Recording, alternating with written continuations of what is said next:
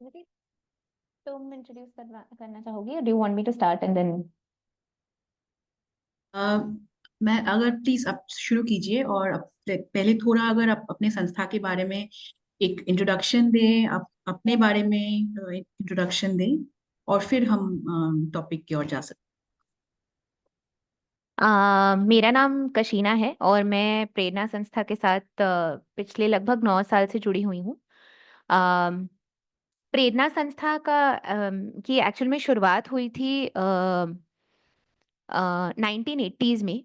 हमने काम करना शुरू किया था, जो बम्बई में एक लाल बत्ती विभाग है जिसको रेड लाइट एरिया कहते हैं, कमाठीपुरा नाम का। वो बैक इन द डे जब प्रेरणा ने काम शुरू किया था तो वो एशिया का सबसे बड़ा रेड लाइट एरिया हुआ करता था, तो वहां से संस्था ने काम करना शुरू किया था।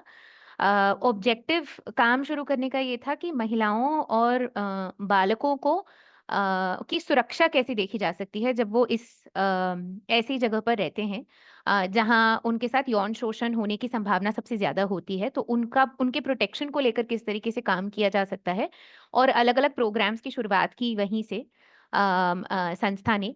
और 2012 में जब पॉक्सो का कानून आया, उसके पहले जब पॉक्सो के कानून के ऊपर काफी चर्चा हो रही थी, तो प्रेरणा एक ऐसी संस्था थी जो जिन्होंने इसमें काफी हद तक पार्टिसिपेट किया, क्योंकि हमारा बाल यौन शोषण पे काम करने का काफी अनुभव था। तो हमें काफी सारा मंच मिला हमारे अनुभव शेयर करने का। और जो भी हमारे अनुभव थे वो शेयर करते हुए हमने एक तरीके से इस कानून को इवॉल्व करने में कंट्रीब्यूट किया, हम कह सकते हैं। इसके अलावा प्रेरणा और काफी सारे चाइल्ड प्रोटेक्शन और जेंडर बेस्ड वायलेंस के मुद्दों पर काम करते हैं। स्मृति और मैं लाजली जो टीम से जुड़े हुए हैं और आज हम जितनी भी बातचीत करेंगे वो ऐसी टीम है जहाँ पे हम अ, बाल लैंगिक शोषण पे एक्सक्लूसिवली काम करते हैं, जिसमें हम ऐसे भी बालकों के साथ काम करते हैं जिनको जो सेक्स ट्रेड हम जिसको कहते हैं, सेक्स का व्यापार एक तरीके से हम कह सकते हैं, वहां से रेस्क्यू करके उनका जो पुनर्वास का जर्नी होता है उसमें भी हम उनकी एक तरीके से मदद करते हैं, उनको सपोर्ट करते हैं। तो ये हमारा लाजली काम है इस प्रोग्राम के अंतर्गत। और पॉक्सो इम्प्लीमेंटेशन पे हम काफी हद तक काम करते हैं, लॉ एंड जुडिशरी के साथ भी काम करते हैं, और चाइल्ड प्रोटेक्शन सिस्टम जो है उनके साथ भी काफी जुड़कर हम काम करते हैं। Smriti, you would want to introduce yourself briefly? मुझे लगता है कृष्णा ने काफी बातें बोल दी हैं, तो मैं भी प्रेरणा में जो आगाज प्रोजेक्ट है, जैसा कि कृष्णा ने बताया कि जो भी बालक पीड़ित बालक बालिका लैंगिक शोषण से जूझते हैं, तो हम उनका री integration back into the society, largely legal rehabilitation और पॉक्सो कानून के साथ काफी जुड़ करके हम उनके साथ काम करते हैं। शुक्रिया। तो जैसे हमने आपसे पहले डिस्कस किया था कि इस ये जो हमारा चर्चा होगा, हम थोड़ा एक बातचीत के तौर पे हम करना चाहेंगे ताकि हमारे जो ऑडियंस है वो थोड़ा और ज्यादा एंगेज हो पाए। तो जो पहले मेरा जो सवाल था कि क्योंकि आपका इतना सालों का एक एक्सपीरियंस है, एक तजुर्बा है इस विषय पे काम करने का, लेकिन अगर हम देखें तो हमारे साथ जो आज जुड़े हैं शायद इस लैंगिक शोषण के बारे में इतना उनको जानकारी नहीं होगी, और स्पेशली बाल शोषण के बारे में शायद इनको इतनी जानकारी नहीं होगी। तो मेरा पहला सवाल वहीं से आता है कि अगर हम देखें कि बाल लैंगिक शोषण अ, क्या होता है और कैसे व्यवहार को हम लैंगिक शोषण बोल सकते हैं, हम कैसे पहचान पाएंगे कि कोई हमारे आसपास जो जिन बच्चों के साथ हम काम करते हैं या जो हम रेगुलरली उनके साथ जो मिल रहे हैं, उनके साथ ऐसा कोई घटना हो रहा है, और अगर हम पहचान पा रहे हैं तो हम उनको कैसे सपोर्ट कर पाएंगे, और क्या इसका कोई रिपोर्ट करने का या किसी से सपोर्ट लेने का कोई हमारे पास जानकारी होने की बहुत जरूरत है क्या? मैं शुरू करती हूँ, मे बी स्मृति आगे जोड़ेंगी। अम, बाल यौन शोषण, बाल लैंगिक शोषण की जब हम बात करते हैं तो काफी सारे चीजों की बात करते हैं। कई बार हम बाल लैंगिक शोषण से सिर्फ ये समझते हैं कि जिसको हम हिंदी में बलात्कार, अंग्रेजी में रेप कहते हैं, सिर्फ वही बाल लैंगिक शोषण होता है। पर अगर हम देखें और जब हम पॉक्सो कानून पे बात करेंगे तो उस पर और डिटेल में चर्चा करेंगे कि कानून ने भी अब काफी व्याख्या दे दी है, काफी डेफिनेशन दिया है कि सिर्फ बलात्कार जिसको हम कहते हैं, ये रेप जिसको हम कहते हैं, only that is not equal to लैंगिक हिंसा, है ना। तो और अलग अलग तरीके के शोषण हो सकता है एक बालक के साथ में, और इसीलिए हमें इन अलग अलग तरीके के शोषण को समझना काफी जरूरी है, क्योंकि इनसे जुड़ी हुई जो पनिशमेंट है वो भी काफी डिफर करती है। तो ये अलग-अलग तरीके के ऑफेंसेस हैं अगर हम देखेंगे। जब हम पॉक्सो पे आएँगे तो इस पे डिटेल में शायद हम थोड़ी-सी चर्चा कर सकते हैं। पर हमारे अनुभव में हमने ये देखा है कि जो भी केसेस हमारे पास आते हैं, हम ये कह सकते हैं दैट 5 में से 3 केसेस में लगभग जो आरोपी है, मतलब जो व्यक्ति है जो बालकों के साथ इस तरीके की हरकतें करते हैं, वो बालकों के जान-पहचान के व्यक्ति होते हैं, है ना? तो ये ऐसे कोई व्यक्ति नहीं है जो एक्सट्रीमली अननोन है बालकों को। वैसे भी केसेस आते हैं, पर ज़्यादातर केसेस में हमने ये देखा है कि ये बालकों को जानते हैं। तो या तो ये बालक के परिवार में से कोई व्यक्ति हो सकते हैं, या तो ऐसे कोई व्यक्ति हो सकते हैं जो शायद बालकों के आस-पास रहते हों, शायद उन्होंने उनको आइडेंटिफ़ाई किया हो, उनकी वल्नरेबिलिटीज़ एक तरीके से देखी हो। आर्थिक सामाजिक रूप से अगर वो किसी तरीके से किसी कोई चीज़ से जूझ रहे हैं, तो शायद वो उन्होंने एक तरीके से देखा हो और फिर उनको टारगेट किया गया हो। कई बार हम ये भी देखते हैं कि एक प्रोसेस होता है जिसको हम अंग्रेज़ी में ग्रूमिंग कहते हैं। हिंदी में इसका इक्विवेलेंट टर्मिनोलॉजी नहीं है, पर एक तरीके से हम कह सकते हैं कि कोई व्यक्ति को शोषण के लिए तैयार एक तरीके से करना, है ना?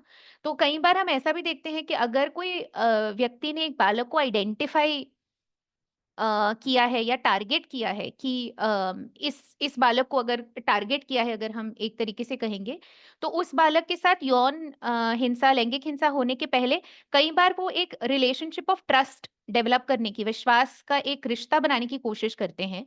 उन्हीं के साथ नहीं, पर कई बार उनके माता-पिता के साथ भी, उनके परिवार वालों के साथ भी एक तरीके का रिश्ता बनाने की कोशिश करते हैं, और उसके बाद इस तरीके की लैंगिक हिंसा होती है इस बालक के साथ।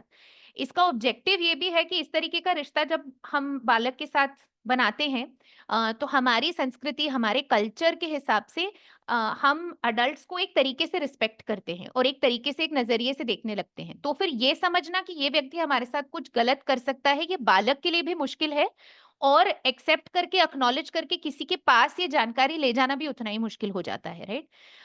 तो दिस इज़ समथिंग, ये हम काफ़ी कॉमनली हमारे केसेस में देखते हैं, जहाँ पे एक व्यक्ति आस-पास के उनको बिफ्रेंड करते हैं, उनसे दोस्त बनने की कोशिश करते हैं, और उसके बाद इस तरीके की लैंगिक हिंसा उनके साथ होती है। तो अगर हम कार्यकर्ता हैं, सामाजिक कार्यकर्ता हैं, और समुदाय में, कम्युनिटीज़ में, बस्तियों में काम करते हैं, तो ये सारी चीज़ों पे शायद हम थोड़ा-सा ध्यान दे सकते हैं। ग्रूमिंग के प्रोसेस जिसको हम कहते हैं, उस पे शायद थोड़ा-सा थोड़ी-सी नज़र डालने की कोशिश कर सकते हैं। एक और चीज़ इससे जुड़ी हुई ये भी है कि कई बार जब हम लैंगिक हिंसा की बात करते हैं, तो हम ये भी समझें और जानें कि सेक्स बाय इटसेल्फ एक ऐसा विषय है जिसको हम छूना नहीं चाहते।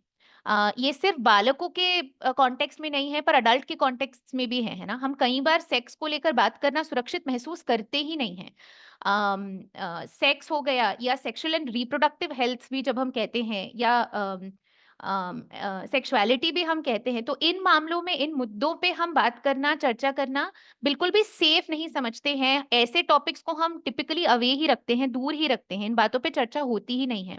तो अगर इस तरीके की हिंसा कोई बालक के साथ होती है, तो मान लीजिए कितना मुश्किल होगा उस बालक को बाहर आके किसी व्यक्ति को इसके बारे में बात करना, या उनसे इस बारे में शेयर करना।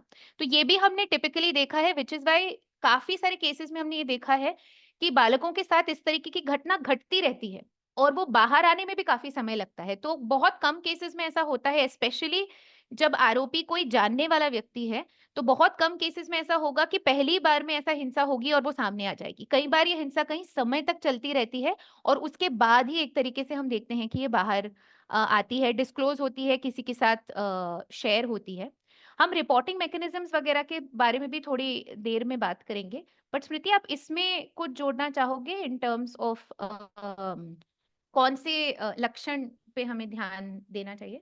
हाँ, आई थिंक हम थोड़ा-सा जब क्योंकि लक्षण और संकेत को पहचानने की बात कर रहे हैं, तो काफ़ी बार क्या होता है, जो व्यावहारिक या बिहेवियरल संकेत हम बिहेवियरल साइन्स हम जिनको बोलेंगे, कि हम अगर देखते हैं कि कोई बालक जिसका जो पहला का व्यवहार था और अभी का जो व्यवहार है, और हमें इसमें बहुत अंतर दिख रहा है। तो वो एक संकेत हो सकता है। एक संकेत ये भी हो सकता है कि जो बालक है वो बहुत अपने आप में रह रहा है, अलग थलग रह रहा है, उसको लोगों से उतना जुड़ना, संपर्क करना नहीं अच्छा लग रहा है।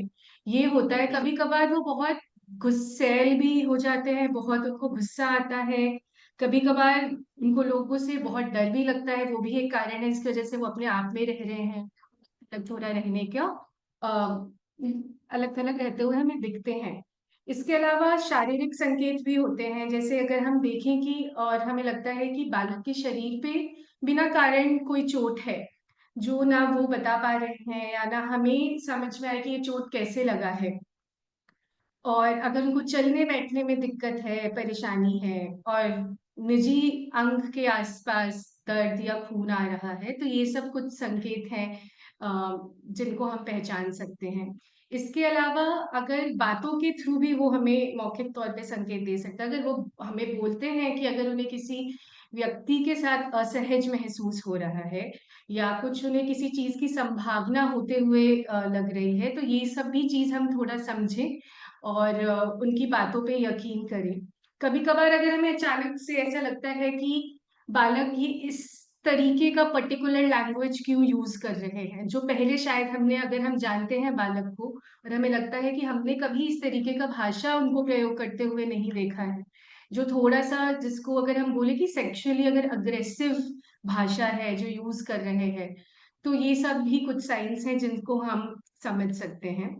और जैसा कि अभी कशीना ने भी बता रही थी ग्रूमिंग के बारे में, तो हम, जैसा भी हम बात कर रहे थे कि ये सब कुछ चिन्ह हैं, साइन्स हैं जो हम बालक में देख रहे हैं। ग्रूमिंग के संदर्भ में अगर हम किसी ऐसे अडल्ट को देखते हैं, बड़े आदमी को, जो एक पर्टिकुलर बालक में हमारे हिसाब से ज़्यादा रुचि दिखा रहा है या बार-बार कारण निकालता है उसके साथ अलग समय व्यतीत करने का, बाकी बच्चों के विपरीत उसको ज़्यादा, उसको वो फ़ेवर करता है। तो ये सब भी अडल्ट ग्रूमिंग के कॉन्टेक्स्ट में ये साइन्स हैं जो हम जिनको पिक कर सकते हैं। अम, मेरे हिसाब से संकेत में यही है। कशीना, आपको कुछ जोड़ना है इसमें? नहीं, आई थिंक दैट गुड। क्या हम अन्वेषा वो सवाल ले सकते हैं जो आप रिपोर्टिंग के कॉन्टेक्स्ट ज़रूर, में। ज़रूर, ज़रूर। ठीक है, तो रिपोर्टिंग और सपोर्ट करने में हम पहले सपोर्ट से शुरुआत करते हैं कि हम कैसे सहायता कर सकते हैं। तो मेरे दिमाग में जो सबसे पहली चीज़ आती है वो ये है कि हम कैसे एक खुला वातावरण, एज़ चाहे मैं एक स्कूल विद्यालय से जुड़ी हुई हूँ या मैं बालक के अभिभावक हूँ या उसके परिवार से हूँ, मैं कैसे एक खुला वातावरण ऐसा बनाऊँ जिसमें वो बालक आकर के मुझसे अपने मन की बात कह सके।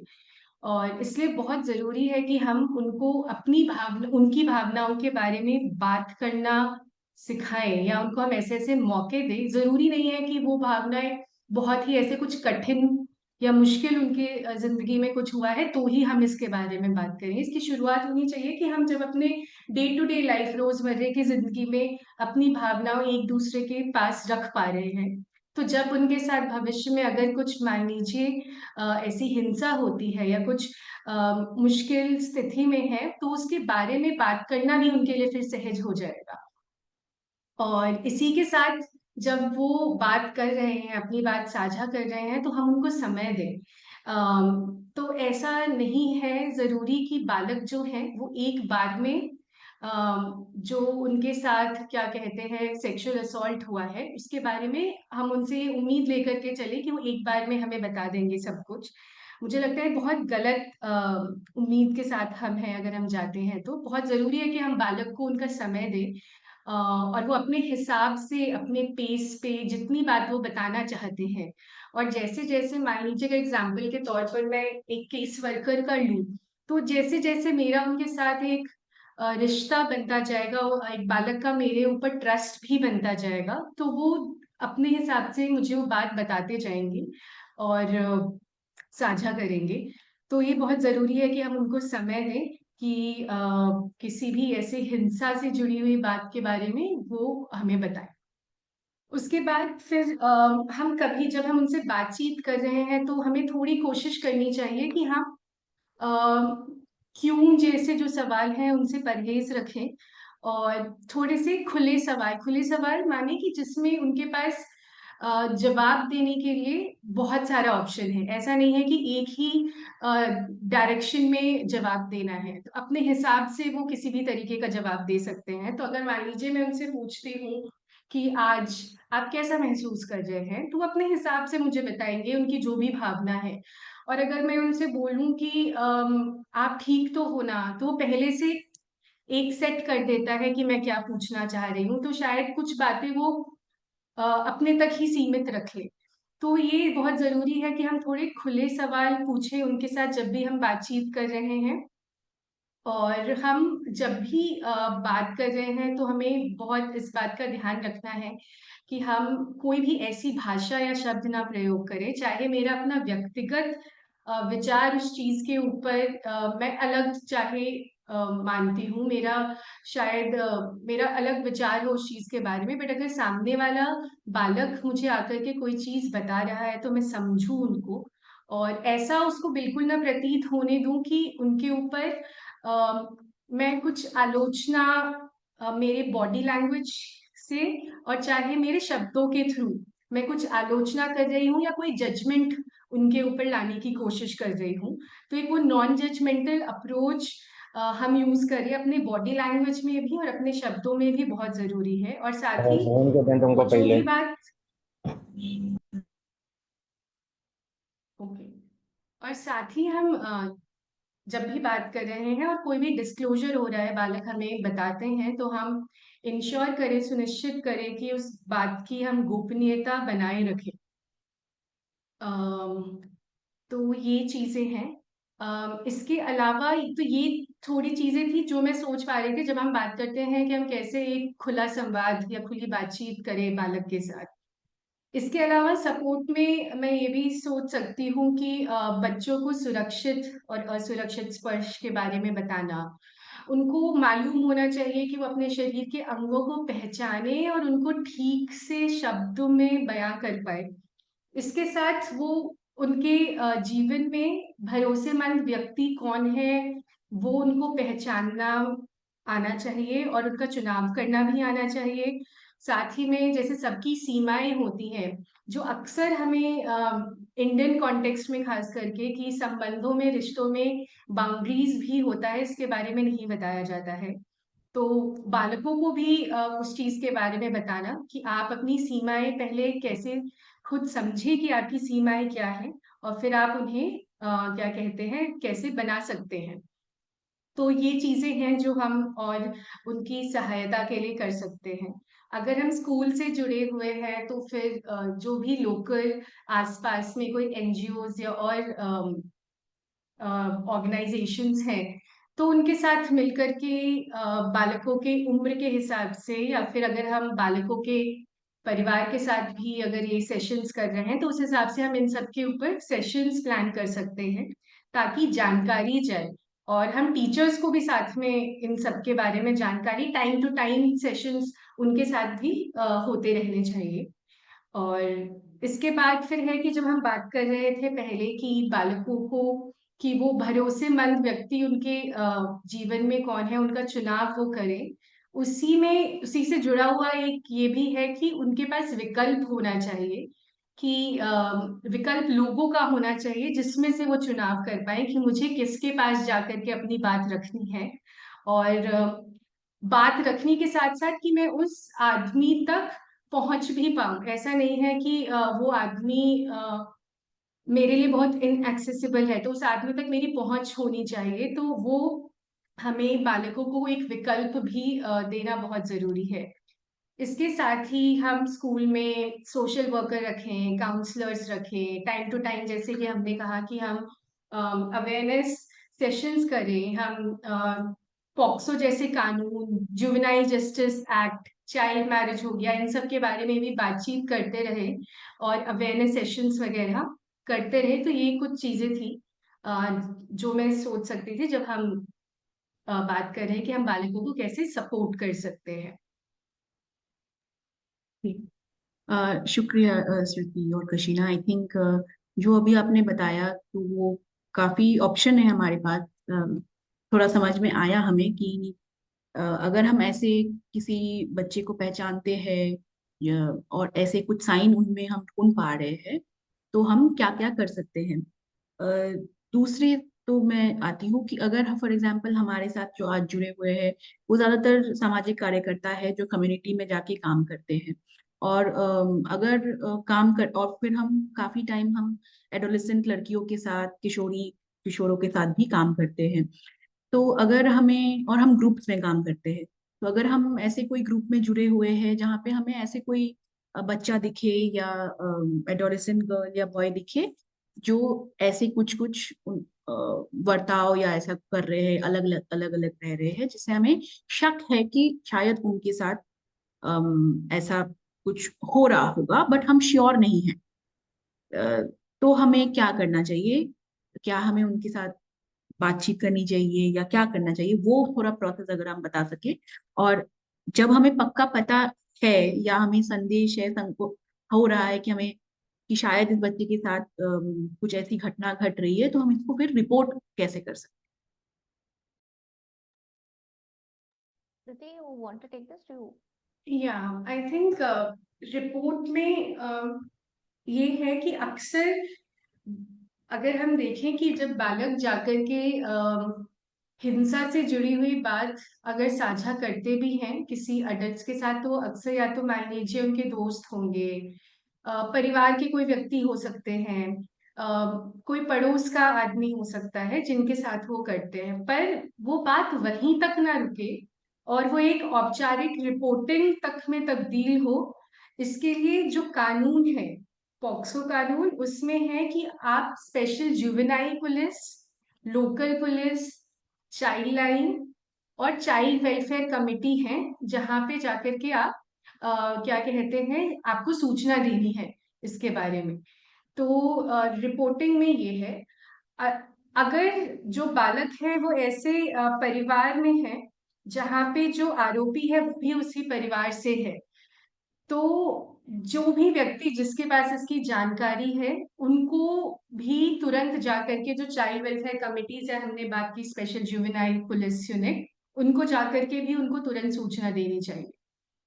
तो हम आई थिंक जब हम आगे जाएंगे हम पॉक्सो एक्ट के बारे में बात करेंगे तो हम इसके बारे में थोड़ा और बताएंगे कि कानून रिपोर्टिंग के बारे में और स्पेसिफिकली क्या बोलता है।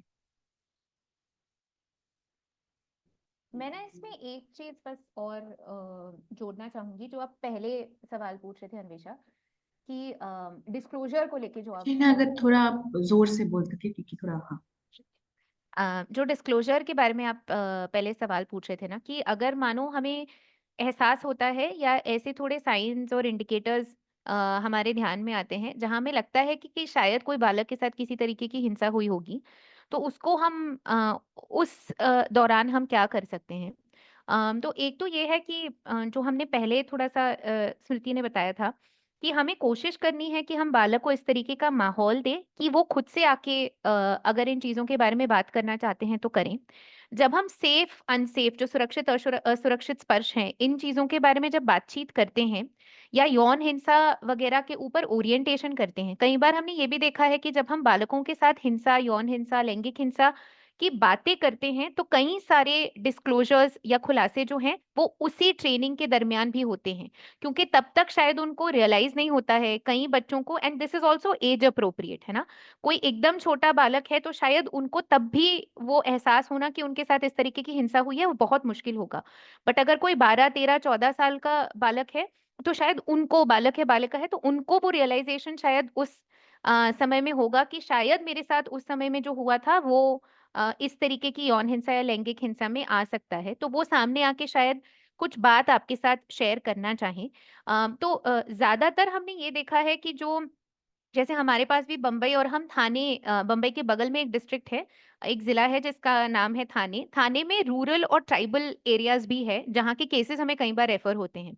तो इन जगहों पे हम टिपिकली जब ये देखते हैं तो हमें ये भी एहसास होता है कि जानकारी, लैंगिक हिंसा, यौन हिंसा की जानकारी भी कितनी कम है ना? बालकों के पास, उनके परिवारों के पास।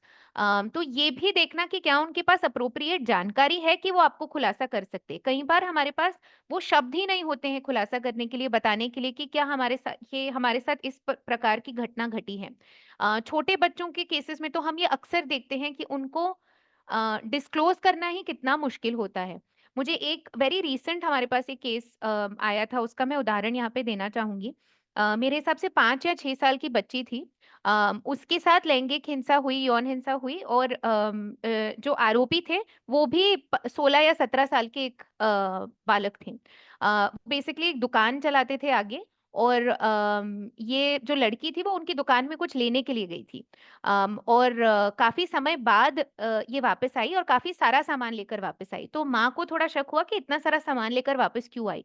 और जैसे ही वो घर में वापस आई तो उसने कपड़े बदलने की शुरुआत, मतलब जाकर उसने कहा कि मैं कपड़े बदलना चाहती हूँ पहले जाकर के। तो तब माँ को और शक हुआ कि क्या कर रही है और क्यों कर रही है ना? तब थोड़ा सा उसकी अंडरगारमेंट्स वगैरह को जब उन्होंने देखा, तब उनको रियलाइज, तब उनका जो शक था वो एक तरीके से पुख्ता हो गया कि शायद इसके साथ ऐसा कुछ हुआ है। तब उन्होंने जाके उस व्यक्ति को कन्फ्रंट किया, एंड सब्सिक्वेंटली ये केस एक तरीके से रिपोर्ट हुआ और एफआईआर दर्ज हुई वगैरह। तो ये भी हम देखते हैं कि एज अप्रोप्रिएट, ये 5 साल की बालिका थी, इसलिए ये चीज़ शायद उस तरीके से सामने आ ही नहीं पाई। पर अगर ये 13-14 साल की बालिका होती और शायद उसके पास वो अप्रोप्रिएट वोकैब्युलरी होती, ये बताने के लिए, शब्द होते ये बताने के लिए कि क्या हुआ है, तो शायद ये खुलकर ये सारी चीज़ें बता पाती। पर इससे ये भी समझ आता है कि जब हम बालकों की बात करते हैं, स्पेशली जो 6-8 साल के नीचे के बालक हैं, तो उनके साथ खास ध्यान और रखना पड़ता है। स्पेशली ये तो हमने अभी तक जितनी भी बातें की है वो ज्यादातर हमने बलात्कार, जिसको हम अंग्रेजी में पेनिट्रेटिव सेक्सुअल असॉल्ट कहते हैं, प्रवेशी लैंगिक हमला, पॉक्सो ने उसको डिफाइन किया है। पर जो लैंगिक हमला है, जैसे पीछा करना या किसी को हाथ लगाना एक तरीके से, ये सारी चीजें तो बिल्कुल भी रिपोर्ट नहीं होती है, सामने भी नहीं आती है टू गेट रिपोर्टेड, राइट? तो यहाँ पे भी थोड़ा-सा और ध्यान देने की ज़रूरत है, और बालकों के साथ इन इन चीज़ों पे, इन मुद्दों पे बात करने की काफ़ी ज़्यादा ज़रूरत है। पॉक्सो पे जब हम आएँगे तो हम थोड़ा-सा मैंडेटरी रिपोर्टिंग पे भी चर्चा करेंगे, क्योंकि कानून आपको बाधित कर देता है। आपको कानून के अनुसार रिपोर्ट करना ही करना है। अनफॉर्च्यूनेटली आपके पास ऑप्शन नहीं है टू नॉट रिपोर्ट। अगर आपके सामने कोई ऐसा केस आया है जहाँ पे बालक के खिलाफ किसी भी तरीके की लैंगिक हिंसा हुई है, तो वहाँ आप थोड़ा-सा बाधित हो जाते हैं, आपके पास कोई उपाय नहीं बचता है। और आपको पुलिस स्टेशन या जैसे स्मृति पहले बता रही थी, बाल कल्याण समिति के पास जाना ही पड़ेगा।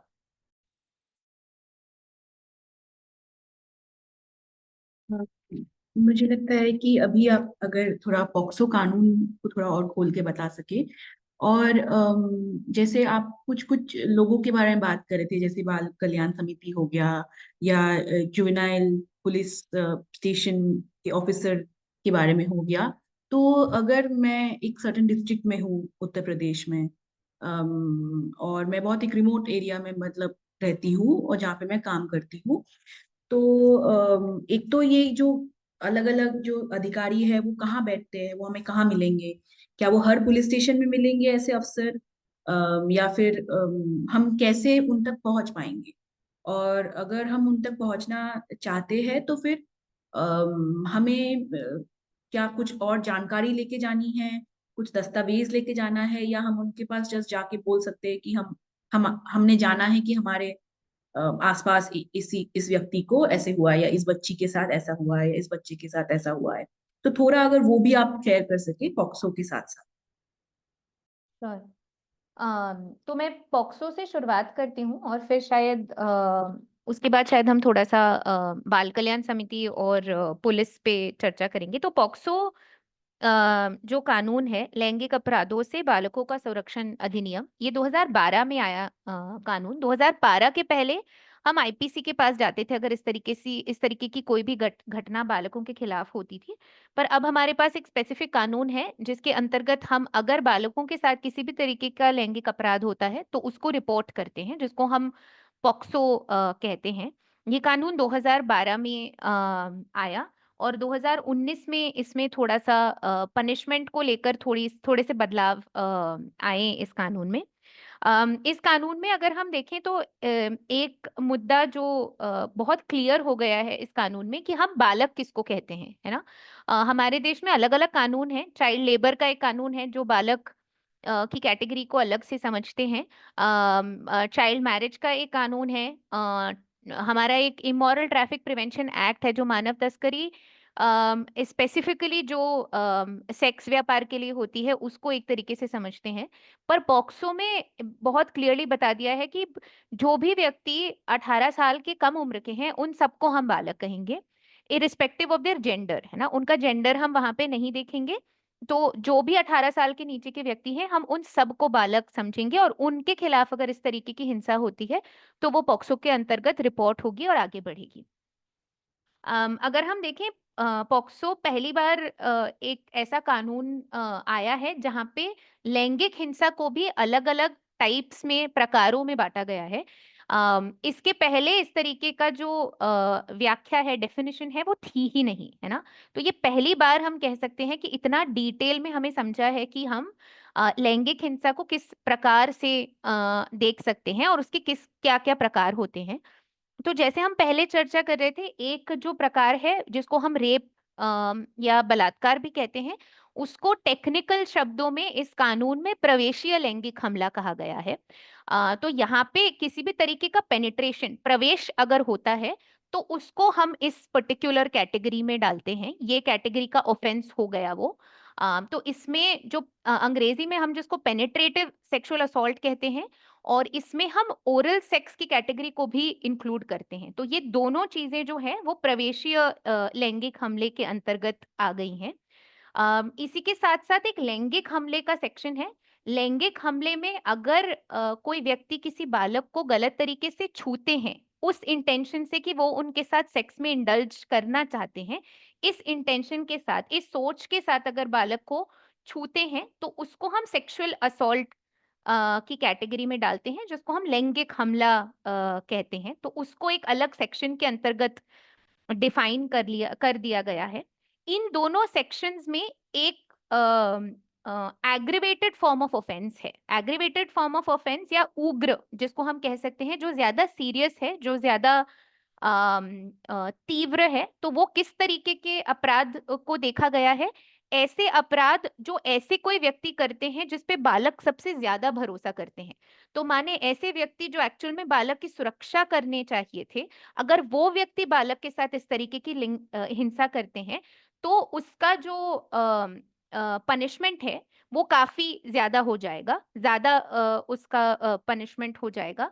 तो अगर ऐसे कोई व्यक्ति में कौन से व्यक्ति आ सकते हैं, तो जैसे बालक के माता पिता, या अगर बालक के एक ही घर में उनके साथ रहने वाला अगर ऐसा कोई व्यक्ति है तो उनको भी इस कैटेगरी में देखा जा सकता है।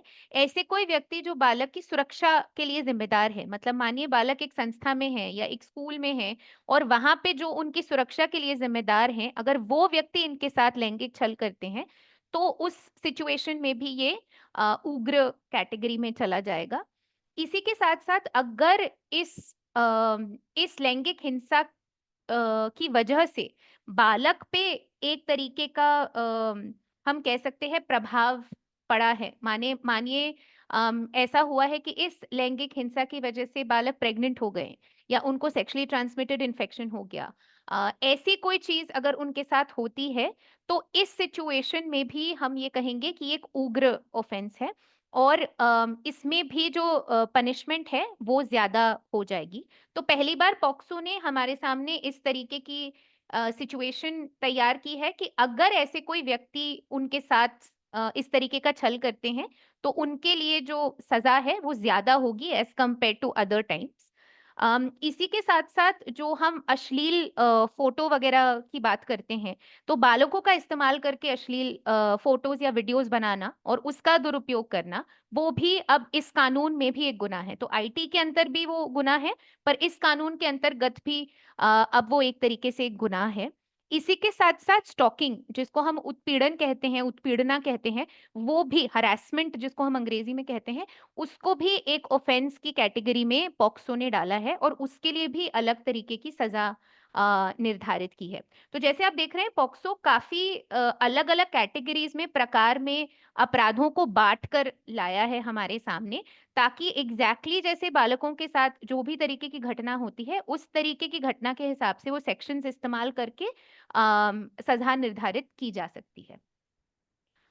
स्मृति, आप आगे के 2-3 सेक्शंस के बारे में बताना चाहोगे? हाँ, तो इसी में जोड़ते हुए एक पॉक्सो कानून में एक धारा है 24, 26 और 33 जो बात करता है कि कैसे जांच और मुकदमे की प्रक्रिया को हम बाल स्नेही बना सकते हैं।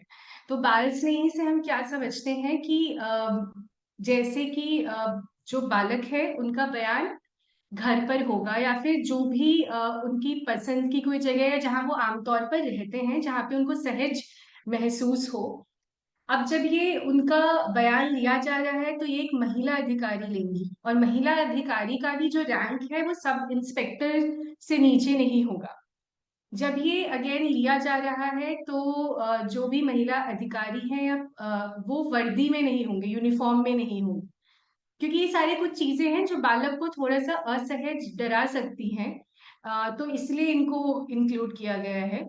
इसके अलावा कि इन सब के दौरान जो आरोपी है वो किसी भी तरीके से बालक के संपर्क में ना आए, इस चीज को भी सुनिश्चित करना बाल स्नेही हम कैसे बनाते हैं पूरी प्रक्रिया को उसमें आ जाता है।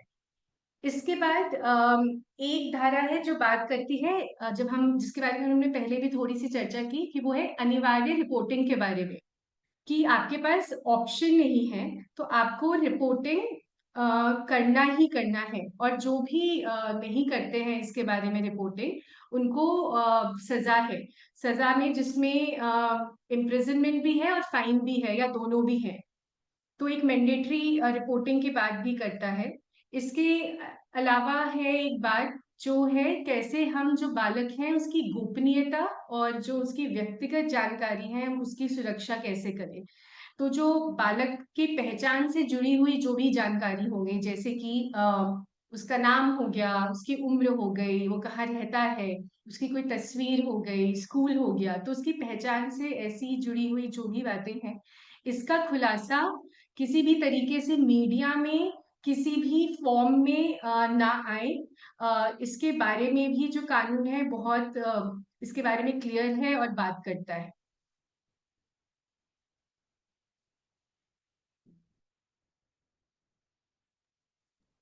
हाँ जी, अगर आप जो नहीं, मेरा मैं दूसरे पार्ट पार्ट सवाल था कि मतलब हाँ, आप वो दोहराएंगे? आप चाहते हो कि मैं थोड़ा दोहराऊं सवाल? अच्छा, सॉरी। हाँ, तो जैसे अभी आपने पॉक्सो के अलग अलग जो कैटेगरी है या प्रकार है उसमें उसके बारे में काफी सहजता से बताया है। और स्मृति ने ये जो अनिवार्य रिपोर्टिंग की जो बात है या मैंडेटरी रिपोर्टिंग की बात है उसके बारे में भी शेयर किया है, जहाँ पे कोई भी पर्सन बाधित होता है कि उसको अगर कुछ ऐसे पता चलता है तो उसको रिपोर्ट करना ही पड़ेगा।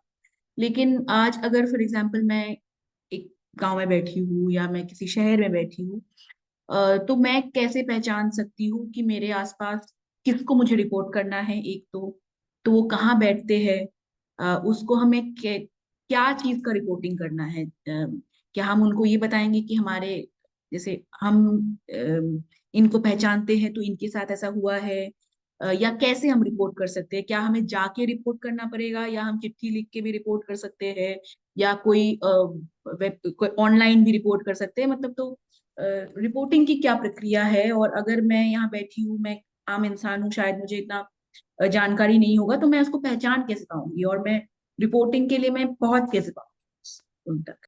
मैं बस एक चीज जोड़ना चाहती हूँ इससे पहले कशीना इसमें जोड़े कि जब हमने बोला कि हमें रिपोर्टिंग करना है तो इसमें दोनों चीजों को होता है कि या तो अपराध हो चुका है या फिर अगर संभावना भी है अपराध होने की तो भी आपको जा करके उसकी मैंडेटरी रिपोर्टिंग है जो कानून उसकी बात करता है। तो रिपोर्टिंग हम ये इसको 2-3 जगह, जैसे स्मृति पहले भी बता रही थी इसके बारे में। एक तो है कि बाल कल्याण समिति के बारे में हम समझें। मुझे लगता है कि ऑर्डिनरी जब हम नागरिकों की बात करते हैं देश के, समाज में होने वाले, तो उनको शायद इसके बारे में जानकारी ही बहुत कम है। काफ़ी सारे इन मुद्दों को लेकर के, इसीलिए पॉक्सो को लेकर के जानकारी सभी तक पहुँचे, ये भी एक तरीके से अगर आप देखोगे तो कानून में और नियमों में काफ़ी खुल के लिखा गया है कि ये सरकार की, राज्य सरकार की ज़िम्मेदारी है कि लोगों तक ये जानकारी ठीक से किस तरीके से पहुँच सकती है। कई बार ये चीज़ें पहुँचती हैं, शहरी स्तर पर पहुँच जाती हैं, पर हम कई बार देखते हैं कि गाँव में हम ये इस तरीके की जानकारी अभी तक पहुँची नहीं है। बाल कल्याण समिति एक है। बाल कल्याण समिति जो है वो जुवेनाइल जस्टिस एक्ट, हमारे देश में एक और कानून है बालकों के लिए जिसको हम जेजे एक्ट भी कहते हैं। उसके अंतर्गत एक कमिटी स्थापित की जाती है ऐसे बच्चों के लिए जिनको सुरक्षा की ज़रूरत है ना? ऐसे बच्चे जिनको, और उसको भी उन्होंने वो कैटेगरी को भी काफ़ी अच्छे से डिफाइन किया है कि कौन से ऐसे बच्चे हो सकते हैं जिनको सुरक्षा की ज़रूरत हो सकती है। तो उसमें अगर ऐसा बालक है जिनके साथ लैंगिक हिंसा हुई है और वो बालक ऐसे व्यक्ति के साथ रहते हैं जो उनके अपराधी हैं, तो इस सिचुएशन में बाल कल्याण समिति का रोल काफ़ी इम्पोर्टेंट हो जाता है। पर बाकी सिचुएशंस में भी अगर हमें लगता है कि हम ऐसा देख रहे हैं कि किसी के साथ बाल लैंगिक हिंसा हुई है या होने वाली है, तो बाल कल्याण समिति आपका फर्स्ट रिपोर्टिंग स्टॉप हो सकता है। बाल कल्याण समिति हर जिले में एक होना ज़रूरी है। कई बार ये जिले में और जिले के हेडक्वार्टर में ही होते हैं। तो कई बार अगर हम गाँव की बात करते हैं, तो गाँव काफ़ी दूर होते हैं, तो जिले तक आते-आते भी काफ़ी समय एक तरीके से लग जाता है। पर उन्हीं के साथ-साथ डिस्ट्रिक्ट चाइल्ड प्रोटेक्शन यूनिट, जिसको हम डीसीपीयू कहते हैं, उनका भी प्रबंध अगर हम देखेंगे कानून में, और इंटीग्रेटेड चाइल्ड प्रोटेक्शन स्कीम करके हमारे महिला और बाल कल्याण के अंतर्गत एक और स्कीम है। उसके अंतर्गत एक यूनिट तैयार होता है, ये भी जिला स्तर पे होता है। और इनके जो लोग हैं उनको गाँव में अलग-अलग जगहों तक पहुँचना एक तरीके से इनकी ज़िम्मेदारी होती है। कई बार ये नहीं पहुँच पाते हैं क्योंकि ये भी यूनिट में सारे लोग नहीं होते हैं, कम लोग होते हैं, तो शायद पहुँच भी नहीं पाते हैं।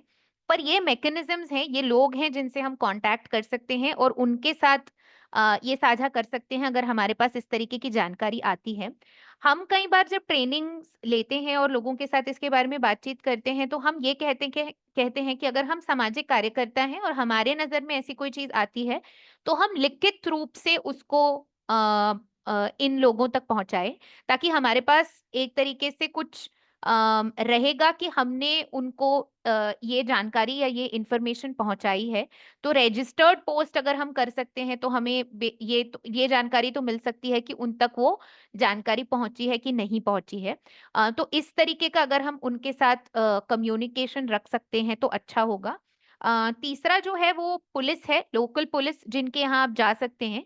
स्मृति जो एसजेपीयू की बात कर रही थी पहले, उसको इस तरीके से देखा गया था कि हर पुलिस जो स्टेशन है, बीट या चौकी की बात नहीं कर रही हूँ मैं, पर जो स्टेशन होता है, हर पुलिस स्टेशन का एक व्यक्ति एक डिस्ट्रिक्ट लेवल पे एक यूनिट में बंधा हो। और ये जो व्यक्ति है, हर पुलिस स्टेशन में एक व्यक्ति, वो महिला पुलिस कर्मचारी हो, ताकि बालकों के खिलाफ जो भी मुकदमे आते हैं, या बालक के खिलाफ, बालकों के खिलाफ नहीं, पर बालक जहाँ पे विक्टिम है, ऐसे मुकदमे सामने आते हैं, तो उनका जो पूरा प्रोसेस फॉलो करना है, वो ये व्यक्ति कर पाए, वो ये महिला पुलिस अधिकारी कर पाए। कई जगहों पे हमने देखा है कि ये महिला पुलिस अधिकारी नहीं होते हैं, जिसको हम अंग्रेजी में चाइल्ड वेलफेयर पुलिस ऑफिसर कहते हैं, CWPO। तो कई जगहों पे हमने देखा है, यहाँ तक कि हमने शहरी विभाग में भी देखा है कि कई बार ये होते नहीं हैं, तो ग्रामीण में तो शायद सच में ही नहीं होंगे ये। पर एक व्यक्ति ऐसा हर पुलिस स्टेशन में होना ज़रूरी है, जो बालक और महिला के साथ अगर किसी तरीके की हिंसा होती है, तो उसको आगे लेकर जाने में सक्षम हो। मतलब उनके पास ट्रेनिंग है, उनके पास जानकारी है, ताकि वो ये मुकदमे को आगे एक तरीके से लेकर जा सकें और समझें कि किस तरीके से उनके साथ बातचीत करनी है, क्या करना है, प्रोसेस को भी समझे थोड़ा। तो उनको भी एक तरीके से अप्रोच किया जा सकता है अगर हमारे सामने ये मुद्दे आते हैं। मैं ना सिर्फ 1-2 चीज़ें और ऐड करूँगी चाइल्ड फ्रेंडली एनवायरनमेंट के नज़रिए से जो पहले स्मृति बता रही थी। एक तो ये है कि जब भी हम अगर हमारे सामने ऐसे मुद्दे आते हैं और हम पुलिस स्टेशन जा रहे हैं, इन मुद्दों को रिपोर्ट करने के लिए, तो ये ध्यान रखें कि बालक को कभी भी रात भर पुलिस स्टेशन ना रुकाया जाए। कई बार क्या होता है जैसे हमारे साथ कई बार जो सेक्स ट्रेड जो हम सेक्स व्यापार की पहले बात कर रहे थे, उसमें जब रेड और रेस्क्यू वगैरह होती है, तो वो रात में या शाम के समय में ही होती है। तो कई बार बालकों को पुलिस स्टेशन पहले-पहले हमारे अनुभव में था कि रुकवाया जाता था। पर अब इस इन कानूनों की मदद लेकर के हम कहते हैं कि हम बालकों को पुलिस स्टेशन में रात भर नहीं रुकवाएँगे। तो पु बालकों को चाहे तो आप बाल गृहों में या कहीं और उस रात के लिए रख सकते हैं और जो भी कार्यवाही करनी है वो आप वापस सुबह होने के बाद वो कार्यवाही एक तरीके से शुरू कर सकते हैं।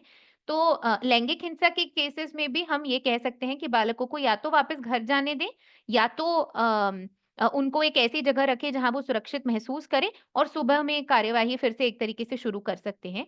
एक ऐसा एक आधा व्यक्ति बालक के साथ पूरे प्रोसेस में होना चाहिए, जिस पे बालक भरोसा करते हैं। अब यहाँ पे ये भी समझना ज़रूरी है कि अगर आरोपी व्यक्ति ऐसे हैं, मानिए आरोपी व्यक्ति पिता है, तो माँ का साथ में होना शायद बालक के लिए सुरक्षित नहीं होगा। शायद बालक उस माहौल में सुरक्षित महसूस नहीं करेंगे, क्योंकि माँ वो व्यक्ति नहीं है उनके लिए एट दैट पॉइंट, है ना? तो ऐसा कोई व्यक्ति जो शायद हम जैसी स्वयंसेवी संस्थाओं से जुड़ा हुआ हो या ऐसा कोई व्यक्ति जो कई बार हमने ये भी आइडेंटिफ़ाई किया है कि जो उनके टीचर है, अगर उनके सामने ये मुद्दे सामने आए हैं, तो शायद वो भी एक भरोसेमंद व्यक्ति हो सकते हैं।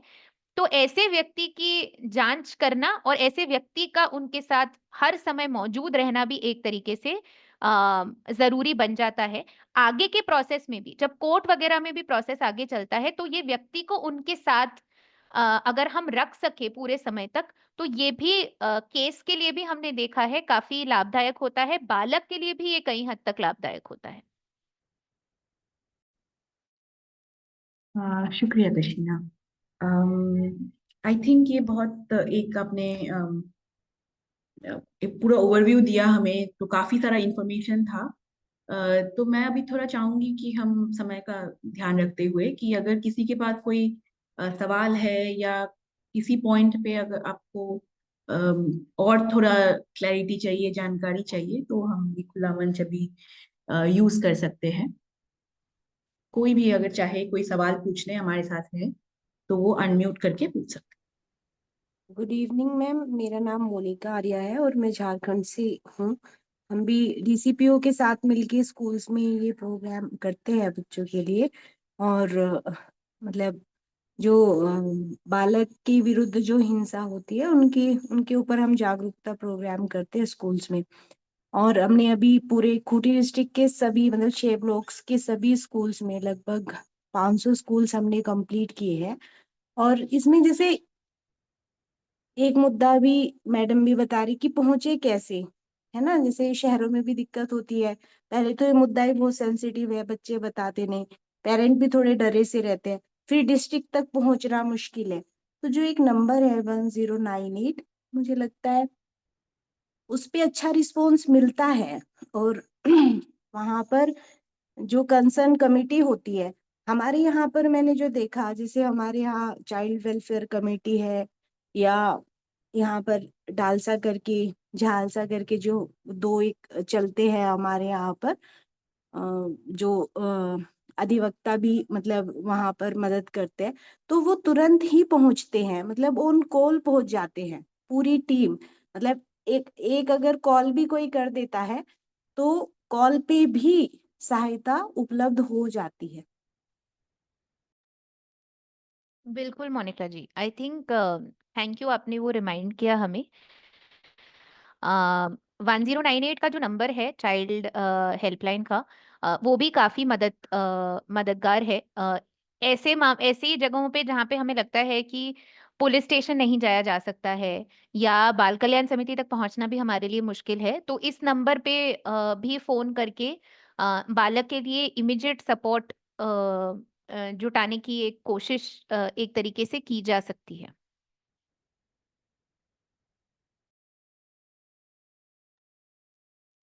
कोई और व्यक्ति है जो कुछ पूछना चाहते हैं या अपना कुछ साझा भी एक करना चाहते हैं?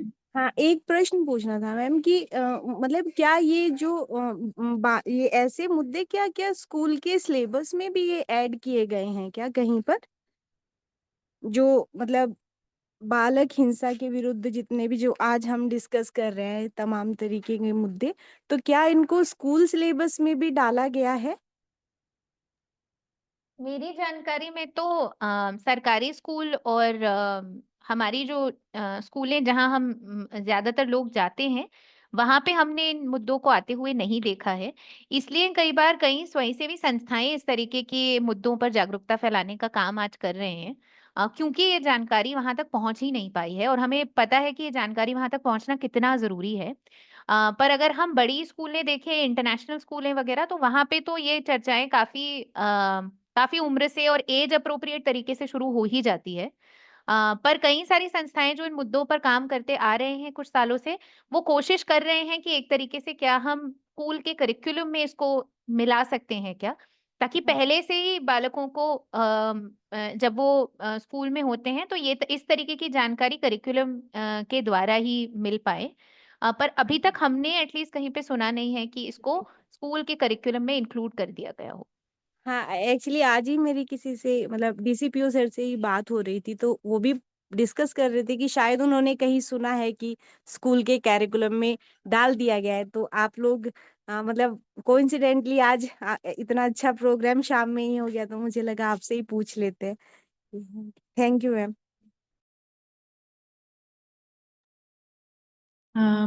किसी और का कुछ सवाल, कोई अगर सवाल है तो प्लीज पूछ सकते हैं।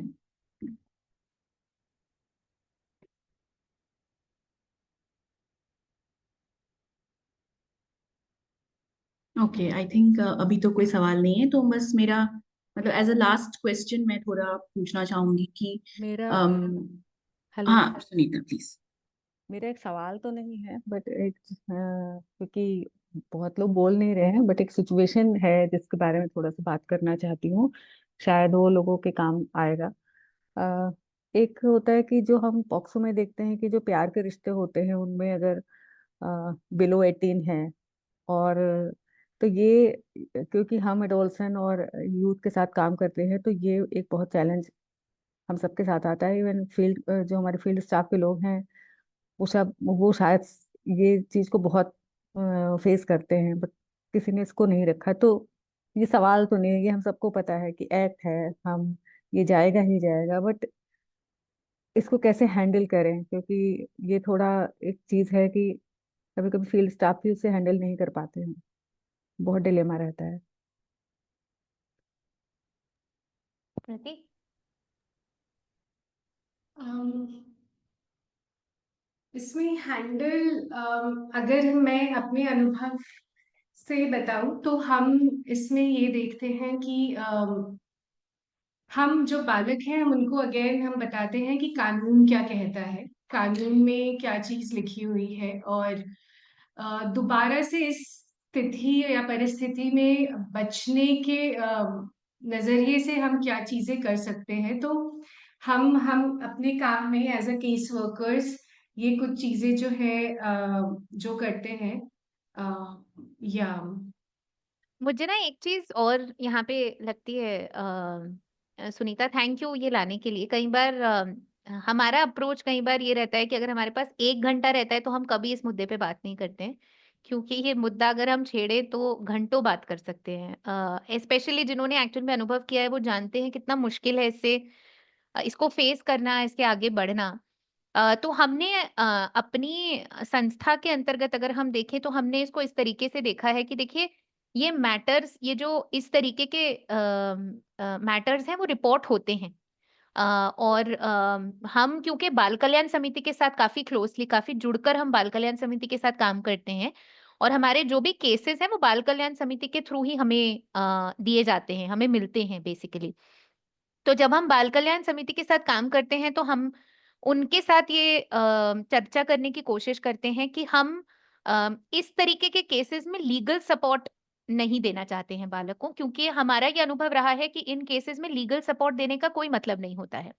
क्योंकि लीगल केस कभी आगे नहीं बढ़ता है। कई केसेस में जो हम सामाजिक रूप से उनको पुनर्वास कि जो हमारी जवाबदारी है वहां पे हम उनको एक्चुअल में सपोर्ट दे सकते हैं, वो भी हम नहीं दे पाते हैं अगर हम लीगल मामलों में घुस जाते हैं। तो अगर उनको कोई सपोर्ट की जरूरत है तो कई बार वो भी हमसे मांगेंगे नहीं, अगर हम उनसे लीगल केस की बात करेंगे। और ये सच्चाई है आज के समय में, है ना। तो हम ये सच्चाई सीडब्ल्यूसी को भी बताने की कोशिश करते हैं, बाकी लोगों को भी बताने की कोशिश करते हैं, और इस तरीके से कोशिश करते हैं कि क्या हम जो भी बालक को और परिवार को, कई बार सामाजिक जो उनकी परिस्थिति है, उसमें काफी सारी चीजें हैं जिसपे हम काम कर सकते हैं, ऐसा हमारा अनुभव रहा है काफी सारे केसेस में। तो उन सिचुएशन में फिर हम उनका सपोर्ट करने की कोशिश करते हैं। जैसे कि कई बार ऐसा होता है कि बालक का स्कूल छूट गया होता है कोई कारण की वजह से, तो क्या उनको स्कूल में एडमिशन दिलाया जा सकता है वापस? अगर वो स्कूल में एडमिशन नहीं लेना चाहते हैं तो किसी प्रकार की ट्रेनिंग में उनको जोड़ा जा सकता है क्या? कई बार क्या होता है, जैसे स्मृति पहले बता रही थी, एज अप्रोप्रिएटली उनके साथ ये चर्चा ही नहीं हुई है कभी, कि सेफ टच क्या है, अनसेफ टच क्या है, रिलेशनशिप्स क्या है ना। कई बार हम देखते हैं हमारे बच्चों को रिलेशनशिप्स के बारे में पता ही क्या होता है, अगर हम उस तरीके से सोचते हैं तो सेफ रिलेशनशिप्स क्या है, अनसेफ रिलेशनशिप्स क्या है, इसके बारे में भी, सुरक्षित एक रिश्ता कैसे बनता है और असुरक्षित रिश्तों को हम कैसे पहचानें, अपनी सीमाएं कैसे तय करें, कई बार ये चर्चाएं भी हम बच्चों के साथ करना ठीक नहीं समझते हैं। तो इन चर्चाओं में फिर हम बच्चों को जोड़ के रखते हैं। तो अगर ऐसे केसेस हमारे सामने आते हैं तो हम इन मुद्दों पर उनके साथ ज्यादातर काम करने की कोशिश करते हैं, और जो लीगल मुद्दे हैं उनको हम थोड़ा सा पीछे छोड़ देते हैं, क्योंकि हमें पता है कि उन लीगल मुद्दों पे काम करने पे कोई निकाल नहीं आने वाला है एक तरीके से। मैं बस जोड़ना चाहती हूँ कि एक बात की जो कशीना बोल रही थी कि तो अक्सर क्या होता है, जो रोमांटिक नेचर ऑफ केसेस की हम जो बात कर रहे हैं, हम हमारे एक्सपीरियंस में ये जो एडोलेसेंस किशोर अवस्था है, वहां पे हमने देखा है कि वहां पे ज्यादातर उस उम्र में जब बच्चे हैं वहां पे हमें ये मिल रहे हैं। और उस दौरान हम ये भी पाते हैं कि जो बालक है या बालिका है वो बहुत ज्यादा फोकस्ड हो जाते हैं अपने उस रोमांटिक रिलेशनशिप को लेकर के, है ना, कि उनके लिए वो सबसे ज्यादा अहम बन जाता है और बाकी उनको किसी और चीज से मतलब नहीं पड़ता। उनको बाकी इन सब चीजों से फर्क पड़ेगा कि जो भी जिनके साथ भी वो संबंध में थे, अम, वो जेल से छूटा कि नहीं, बेल मिला कि नहीं, तो इन सब में वो व्यस्त रहते हैं इन सबको सोचने में कि हमारा भविष्य क्या है, इस रिश्ते का भविष्य क्या होने वाला है। तो उस दौरान भी हम उनके साथ थोड़ा बातचीत करते हैं, समझाते हैं, क्योंकि अक्सर हम ये भी देखते हैं, जैसे लड़कियों को हमें बताया जाता है कि रिश्ते हमारे लिए संभालना, उनको नर्चर करना बहुत इम्पोर्टेंट है। तो हम उनके साथ फिर बातचीत करते हैं कि कैसे आप वो भी कर सकते हैं और साथ ही साथ में आप अपने ऊपर, कि आप अपने आप को खुद कैसे सशक्त बनाएं कि आप किसी के ऊपर निर्भर ना रहें, चाहे वो आर्थिक तौर पर हो या और वैसे सामाजिक तौर पर, कि हम उस पे भी फिर काम करें। तो ये भी कुछ चीजें हैं जो हम उनके साथ फिर, जो कशीना ने आपको बताया उसके साथ साथ इस पे भी हम थोड़ी सी उनके साथ बातचीत करने की कोशिश करते हैं।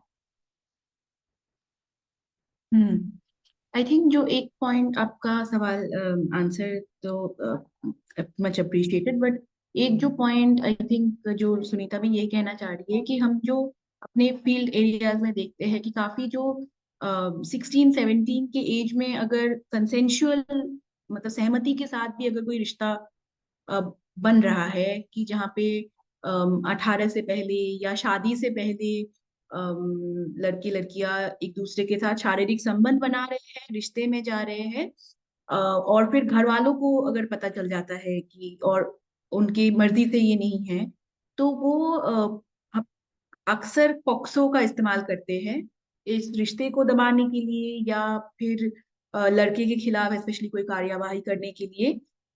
तो ऐसे सिचुएशंस क्या आपने पहले सुने हैं? क्योंकि हमने देखे हैं, तो अब उस सिचुएशन में हमारे लिए काफी चैलेंजिंग हो जाता है कि एक तरफ ऑब्वियसली कानून है जहाँ पे अनिवार्य एक रिपोर्टिंग का भी चीज है, और एक तरफ हम अगर देखें कि एडोलेसेंट में अगर वो सहमति से वो रिश्ता बनाने के काबिलियत भी रखते हैं, लेकिन क्योंकि हमारा समाज का ढांचा ऐसे बना है कि हम 18 से पहले अगर कोई व्यक्ति है तो उनको हम मतलब पूर्ण व्यक्ति के हिसाब से हम समझते नहीं या सोचते नहीं है। तो ये एक थोड़ा द्वंद वाला इशू हो जाता है कि बड़ा मतलब कॉन्फ्लिक्ट वाला चीज हो जाता है और काफी दिक्कतें आ जाती हैं हमें फील्ड में। तो अगर थोड़ा आप एक दो पॉइंट इस पे शेयर कर सके कि क्या लगता है आप। मुझे लगता है यहाँ पे भी हमारा अप्रोच काफी सिमिलर रहता है, जो हम पहले बता रहे थे ना, कि हम लीगल मैटर को एज, देखिए हमारा जो यहाँ पे भी ना हमारा जो रोल है वो थोड़ा आप लोगों के रोल से डिफर इसलिए भी करता है क्योंकि हम समुदाय में उस तरीके से, एटलीस्ट ये प्रोग्राम जहाँ पे हम बाल लैंगिक हिंसा के से पीड़ित जो बालक हैं उनके साथ काम करते हैं, वहां पे हम कहीं भी कम्युनिटी में काम नहीं कर रहे हैं, है ना। हम कोई भी कम्युनिटी के सेटअप में काम नहीं कर रहे हैं क्योंकि हम बाल कल्याण समिति के साथ काम करते हैं और हमें उनके थ्रू केसेस मिलते हैं कई बार।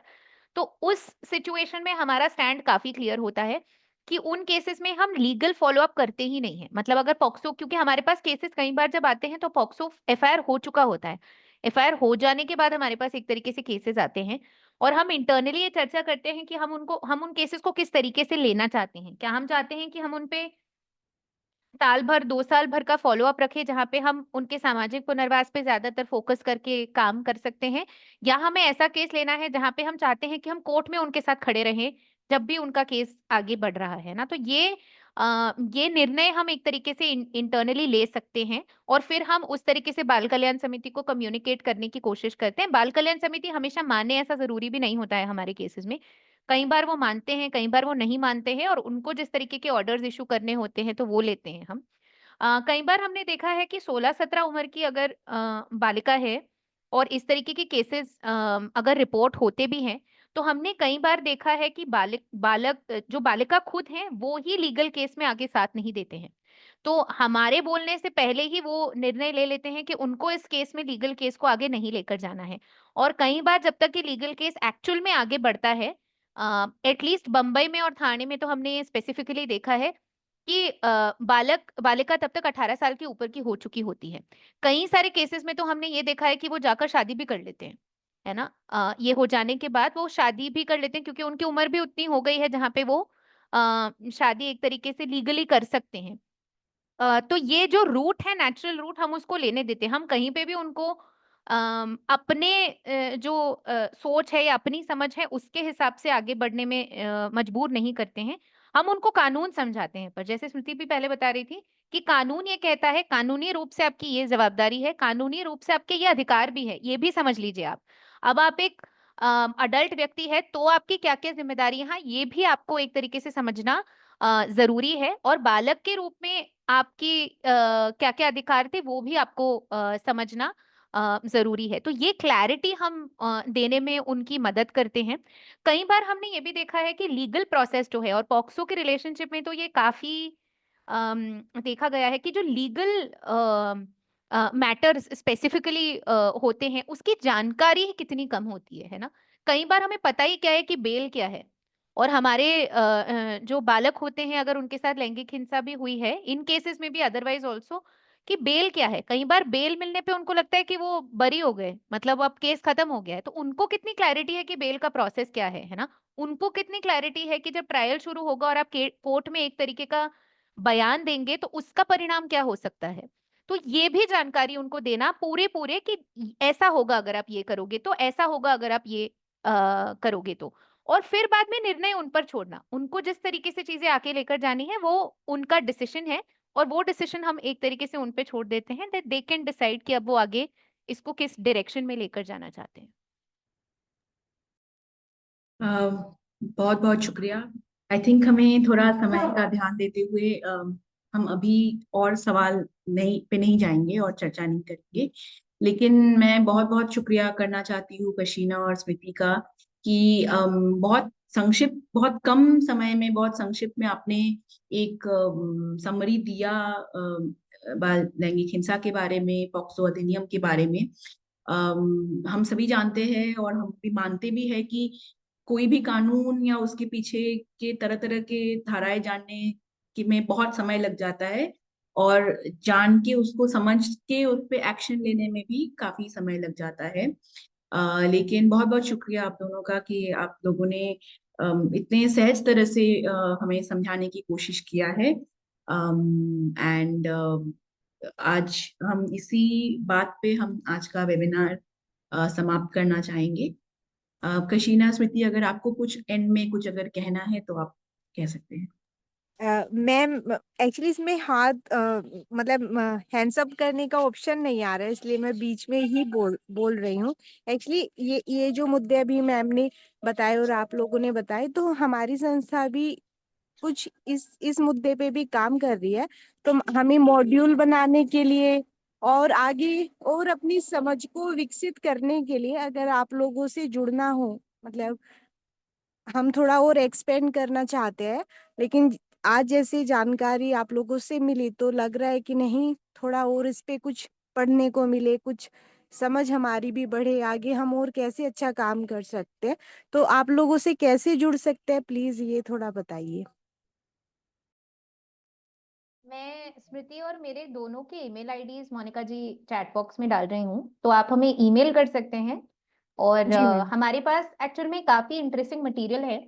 एक्चुअली में हमें समय नहीं मिला, पर अगर आप चाहो तो वो मटेरियल भी हम आपके साथ साझा कर सकते हैं। एक मैनुअल है जो हमने 2023 में रिलीज की थी, जो अब हम बता रहे थे ना, safe relationships, unsafe relationships, boundaries, जो सीमाएं हैं उनको कैसे ध्यान रखे, कंसेंट, सहमति का कितना इंपॉर्टेंट मुद्दा है ना, जो हमारी लड़कियां कितने अक्सर नहीं समझ, हम उनको समझाते भी नहीं है, हम कोशिश भी नहीं करते हैं कि हम सहमति के मुद्दे उन तक पहुंचाए। तो ऐसी चीजों पे हमने थोड़ा सा काम किया है। तो वो भी अगर आप चाहो तो हम आपके साथ शेयर कर सकते हैं। स्मृति, आप जागरण का लिंक सिर्फ डाल दो ना चैट बॉक्स में, वो भी है। और इसी के साथ साथ जो अभी कानूनी रूप से मैं बात कर रही थी कि कानून में क्या क्या चीजें हैं, पॉक्सो के अंतर्गत उनके क्या क्या अधिकार हैं बालकों के, उसको लेकर हमने एक 4 पार्ट वीडियो सीरीज प्रोड्यूस किए हैं। क्योंकि हमारा अनुभव है बालकों के साथ कोर्ट में उनके साथ खड़े होने का, तो हमने एक वीडियो सीरीज तैयार की है, एनिमेशन वीडियो सीरीज है, ताकि बालकों को समझे कि उनको कोर्ट में किस तरीके से प्रस्तुत होना है, उनके क्या अधिकार है, उनको क्या चीजों के बारे में ध्यान रखना है। तो वो भी जल्दी हमारी वेबसाइट पे आपको मिल जाएगा। तो आप हमें सोशल मीडिया पे भी अगर फॉलो करेंगे तो ये जी मैम। सारे अपडेट्स आपको रेगुलरली मिलते रहेंगे। हाँ मैम, हम जरूर करेंगे ऐसा कि वो चैट बॉक्स में रूबरू वाले ग्रुप में आप डालने वाले हैं मैम, नहीं आपके मोनिका, सोशल हैंडल। मैं डाल दूंगी। मैं ये कशीना और स्मृति से जो भी लिंक है, आप अगर मुझे सेंड कर देंगे तो मैं कुछ ग्रुप्स में मैं डाल दूंगी, हाँ क्योंकि मैंने अलग अलग ग्रुप में इस वेबिनार के बारे में बताया है, श्योर। तो मैं उसी ग्रुप में शेयर कर दूंगी। जी ma'am, thank you so much ma'am. Okay. Okay, बहुत बहुत शुक्रिया सभी को। थैंक यू सहयोग टीम को। बहुत थैंक यू। अच्छा आपने जो है जो है पर्सन को, और जो है एक अच्छी सी समझ बन सकी हम लोगों की। बाकी जो जरूरत होगी वो आपसे हम पूरी करते रहेंगे। शुक्रिया जगपाल जी, थैंक यू। शुक्रिया। Thank you so much Kashina, thank you Smriti. Thank you.